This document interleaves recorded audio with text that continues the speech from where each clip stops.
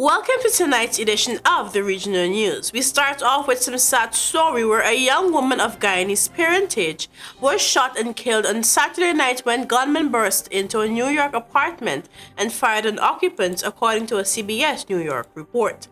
The woman has been identified as 21-year-old Chelsea Debedin, who had only recently graduated from college. The report said Debedin, who was a Dean's List student when she graduated from sunny Orange County, was shot and killed while visiting her boyfriend at his family's Knox Village apartment. And I quote, "They kicked in the front door and basically opened fire on the residents there in the apartment," New Windsor Police Deputy Chief Michael Farbent was quoted as saying. A neighbor said that he heard a bang, the sound of a glass breaking, and then 3 rapid gunshots just after midnight early Saturday morning. No criminal record, a college student, and a good girl by all accounts, Farbent further said of Debedin. As far as the motive right now, we are not 100%. We now turn our attention to Venezuela, where the United States said yesterday it will provide $52 million in funding to Venezuelan opposition leader Juan Guaido, an escalation of support even as his push to oust socialist President Nicolas Maduro stalls. The United States Agency for International Development, USAID, said in a statement that the funding would go towards independent media, civil society, the health sector, and the opposition-controlled National Assembly, which is led by Guaido. Guaido in January invoked the Constitution to assure a rival presidency, arguing Maduro's 2018 re-election was illegitimate.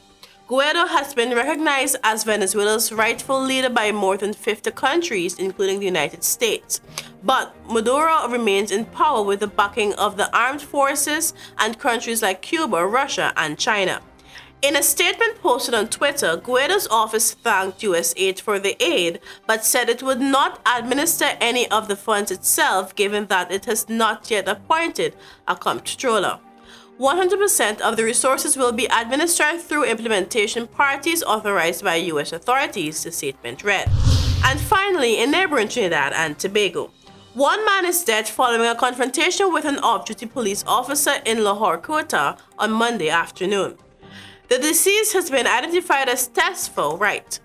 According to reports, shortly after 1 p.m., the officer was at a house in Phase 4 Lahore Kota when he was confronted by Wright, who was holding a firearm. The officer was told to hand over his cash and valuables.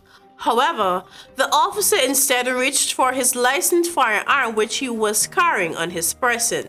Before Wright could react, the officer drew his weapon and shot the assailant several times to his lower body. Wright dropped the weapon and fell to the floor. The officer called paramedics and the injured man was taken to Arima District Hospital, where he died shortly after arrival. A firearm and a mask were recovered by crime scene investigators. They are expected to be sent for ballistic testing. Wright, police said, was well known to officers, having been linked to several robbery offenses in the past. An autopsy is expected to take place tomorrow at the Forensic Science Center in St. James. And that's it for our regional news this evening.